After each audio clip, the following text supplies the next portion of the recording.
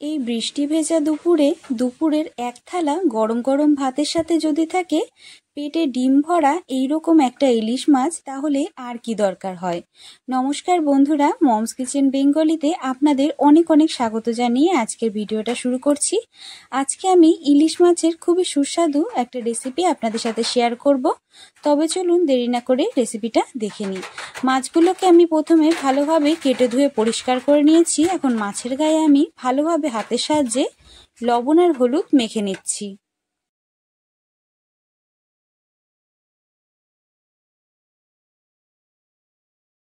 মাছের গায়ে সুন্দরভাবে আমি লবণ হলুদ মেখে নিয়েছি। আর এখানে গ্যাসের ওপরে কড়াইটাকে চাপিয়ে দিয়েছি। গ্যাসের ওপরে কড়াই চাপিয়ে কড়াইতে আমি দিয়ে দিয়েছি সর্ষের তেল। তেলটা ভালোভাবে আমাদের গরম হতে দিতে হবে। তেলটা দেখুন ভালোভাবে গরম হয়ে গেছে। এখন তেলের মধ্যে মাছগুলোকে ছেড়ে আমি ভেজে নেব। ইলিশ মাছ খুব বেশি ভেজে নেওয়ার কিন্তু প্রয়োজন নেই, হালকা উল্টে পাল্টে ভেজে নিলেই চলবে। মাছগুলোকে আমি একে একে তেলের মধ্যে দিয়ে দিচ্ছি।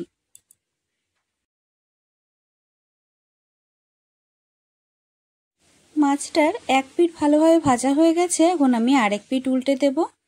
বন্ধুরা, ইলিশ মাছ খুব বেশি কড়া করে ভাজতে নেই, হালকা কোনো রকম ভেজেই কিন্তু তুলে নিতে হয়, না হলে মাছের স্বাদটা ভালো লাগে না।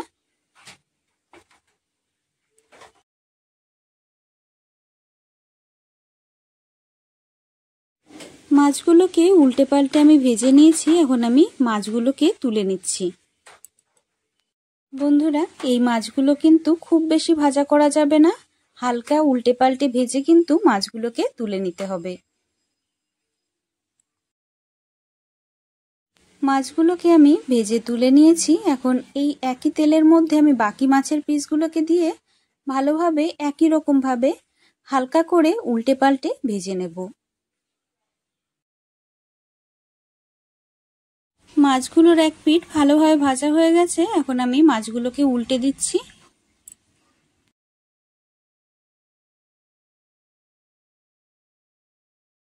মাছের পিসগুলোকে এপিট ওপিট করে ভেজে নিয়েছি। এখন আমি তুলে নিচ্ছি। আর যেটুকু তেল কড়াইতে ছিল তার মধ্যে আমি দিয়ে দিচ্ছি কালো জিরে ফোড়ন। কালো জিরেটা ভালোভাবে চটপটে ফুটে উঠলে আমি দিয়ে দিচ্ছি কেটে রাখা বেগুন আর আলু। আমি দেখুন আলু আর বেগুনগুলোকে লম্বা লম্বা করে কেটে নিয়েছি। এখন বেগুন আর আলুগুলোকে ভালোভাবে নেড়েচেড়ে বেশ কিছুটা সময় আমাদের ভেজে নিতে হবে।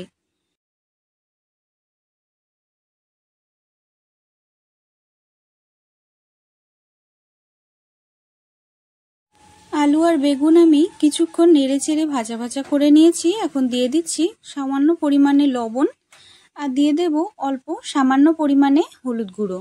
লবণ আর হলুদ গুঁড়ো দিয়ে আবারও বেশ কিছুটা সময় আমাদের ভালোভাবে ভেজে নিতে হবে।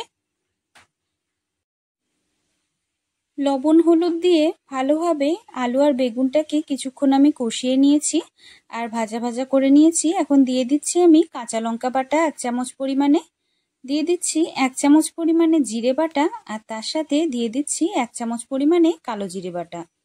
সমস্ত বাটা মশলাগুলোকে দিয়ে এখন ভালোভাবে নাড়িয়ে চাড়িয়ে আমি সুন্দর করে কষিয়ে নেব। মশলাটা যাতে ভালোভাবে কষানো যায় তার জন্য সামান্য পরিমাণে এখানে আমি একটু জলও দিয়ে দিয়েছি। বন্ধুরা, আমার চ্যানেলের রেসিপিগুলো আপনাদের যদি ভালো লাগে তাহলে চ্যানেলটিকে অবশ্যই সাবস্ক্রাইব করে পাশে থাকা বেল আইকনটা দাবিয়ে অল নোটিফিকেশনটা অন করে রাখবেন। তাহলে আমি যখনই ভিডিও পোস্ট করি না কেন আপনারা কিন্তু নোটিফিকেশনটা একদম সাথে সাথে পেয়ে যাবেন। দেখুন মশলাটা দিয়ে আমি ভালোভাবে কষিয়ে নিয়েছি। এখন আমি দিয়ে দিচ্ছি 1 গ্লাস পরিমাণে জল।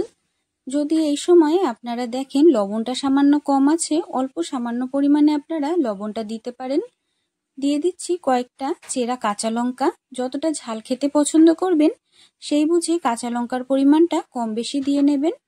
ভালোভাবে ঝোলটা ফুটে ওঠা পর্যন্ত আমাদের অপেক্ষা করতে হবে। ঝোলটা ভালোভাবে দেখুন ফুটে উঠেছে। এখন ভেজে রাখা মাছগুলোকে আমি এক এক করে দিয়ে দেব। ভেজে রাখা মাছগুলোকে এক এক করে ঝোলের মধ্যে দিয়ে দেওয়ার পরে কোনো রকম ভাবে কিন্তু নাড়ানো যাবে না।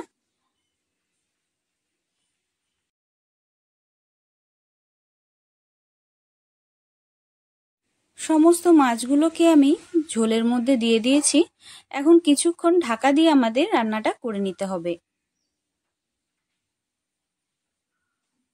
বন্ধুরা, আমি কিছুক্ষণ ঢাকা দিয়ে মাছটাকে রান্না করে নিয়েছি। দেখুন কতটা সুন্দর দেখতে লাগছে। দুপুরের ধোয়া ওঠা গরম গরম ভাতের সাথে এই রকম ইলিশ মাছের ঝোল হলে আর কি দরকার হয়। আমার আজকের এই রেসিপিটা আপনাদের কেমন লাগলো কমেন্টের মাধ্যমে জানাতে ভুলবেন না। রেসিপিটা ভালো লাগলে ভিডিওটাকে অবশ্যই একটা লাইক দেবেন, আর চ্যানেলে নতুন এসে থাকলে চ্যানেলটিকে সাবস্ক্রাইব করে পাশে থাকা বেল আইকন দাবিয়ে রাখবেন এমন রেসিপি আরও দেখার জন্য। ভিডিওটাকে স্কিপ না করে প্রথম থেকে শেষ পর্যন্ত দেখার জন্য আপনাদের অনেক অনেক ধন্যবাদ। আপনারা সবাই খুব ভালো থাকবেন, সুস্থ থাকবেন। দেখা হবে পরবর্তী ভিডিওতে আরও এরকম নতুন রেসিপি নিয়ে।